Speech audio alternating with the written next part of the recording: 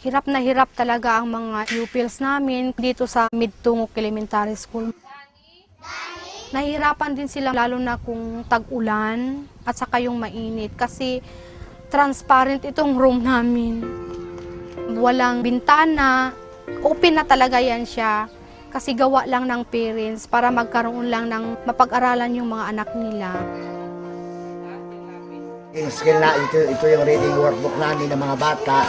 Meron kaming 20 pero ang estudyante ko 58. So kulang talaga. Yung textbook na ginagamit ko minsan, ako lang nakakahawak. Sulat natin ang lawawalang tantig o titik. Ang style ko, ma'am, doon sa blackboard, drawing ko yung mga object, visual aids na ginagamit ko para maturo ko talaga yung bata. Dapat sana yung meron akong textbook dito, yung meron din silang libro doon na hinahawakan kung saan kami banda para maintindihan nila kung ano yung tinuturo ko. Ang saan ay nagsasagot sa mga... Kung tungkol naman sa chairs and classroom, masikip talaga. Kaya nga, ang ginagawa namin, yun nga, tig-tatlo-tatlo na lang para magdikit-dikit na lang yan sila. Kaya kung hindi dikit-dikit, kulangin talaga kami sa classroom. Kulang sa teacher, kulang sa classroom, kulang sa mga... Kung sa textbooks naman, kulang talaga. Hindi na magkain sana. Okay, number 15. Tingnan number 15. The GWatch study in 2000 concluded that there's no system of checking and monitoring textbook deliveries. There were a lot of news also coming out, textbook scam, ghost deliveries. There was no system at all. We presented the findings of our research to Department of Education officials at that time, and one of the heads, he suggested perhaps we can come up with a program that will systematize the deliveries and incorporate citizen participation in the entire process. In bidding, the citizen organizations are responsible for observing the bidding process to ensure that standard processes are followed. In the production, along with Department of Education officials, we conduct textbook quality inspections at the warehouses of the suppliers. If there were errors, it can immediately be corrected. In delivery, we mobilize communities to check the quantity as well as the physical quality of textbooks when they reach the schools.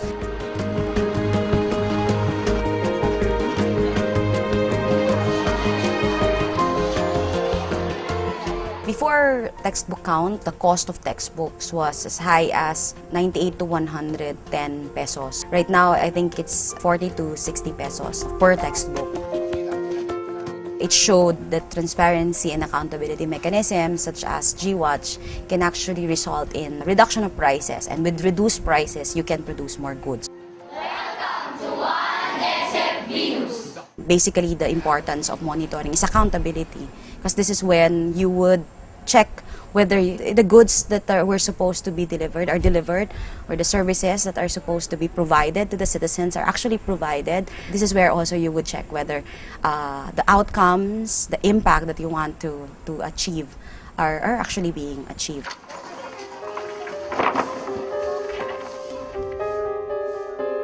We also checked on school building projects being undertaken by DPWH. In that research, we found out that completed school building projects, according to reports, are actually not completed when you go on field. At the same time, there were really substandard. There were also non-existing school building projects that were reported to be completed.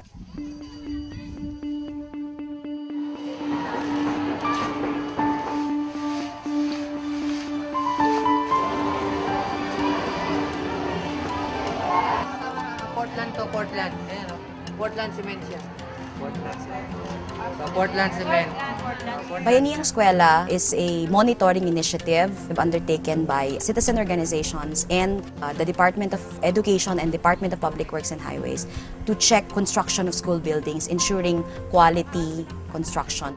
How much is supposed to be spent, what are the processes that must be undertaken from pre-construction to post-construction, including consultations with civil society, evaluation of the sites to actual construction of school buildings. The monitoring involves mainly community organizations. We really wanted to ignite that spirit of bayanihan, no, that volunteerism. If in the past, volunteerism would be used by carrying houses, this time we wanted to use that volunteerism in checking whether the school building projects are actually implemented and whether the school building projects are actually of standards so that students would have a conducive learning environment. We will monitor again after 2 weeks. 2 weeks. Promise. As far as the school building projects that we were able to monitor, that amount of money, that resources were spent according to its plan with quality outputs.